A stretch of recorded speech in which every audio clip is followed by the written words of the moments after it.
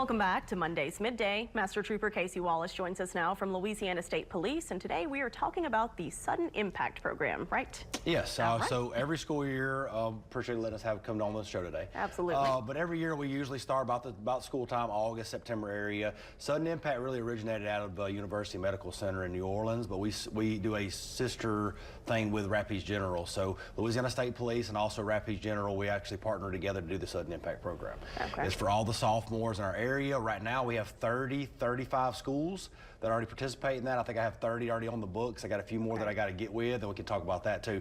But we offer to all the sophomores. We kind of get them about the time that they start driving. And my part of it, or state police part of it, is to talk about, you know, impaired driving. What do you need to look at? What's this? What's that? What's the tricks that maybe can help you? Maybe things they didn't think about. Because the biggest thing that I see, especially with our young people, is, and then when they start crashing, is the lack of driving experience. Right. So we really try to give them all they can get. And the reason that we actually go with a medical center is because we bring them to the hospital, and as part of that, we talk about injury prevention.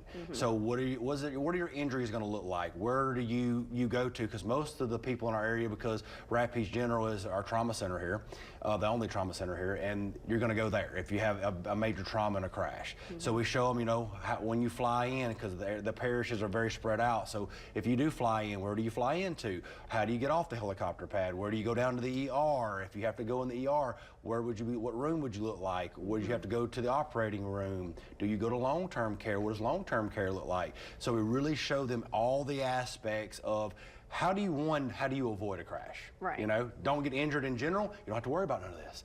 But if you are, we don't want the shock factor for these kids. So we actually show them everything that would be entailed, as in the injury part of it, the prevention part of it, and we go through all of that in the Sudden Impact class. And on top of the Sudden Impact class, which you participated in many of these with me, is the mock crash that we can do at your school. We do a couple of those a year. We have a couple of schools we're going to do this year in general. And then also, as part of that mock crash, we go into the mock trial, where we bring in the judges and the lawyers that come in and help us, and we prosecute the kids under that setting and show the student body what did the crash look like and what happened on the long-term effects of these crashes. It just doesn't stop sometime with the injuries. What legal battles do you have to face as part of these crashes? So we try to give them a big spectrum of an eye-opening experiences that we can give them and kind of present it to them.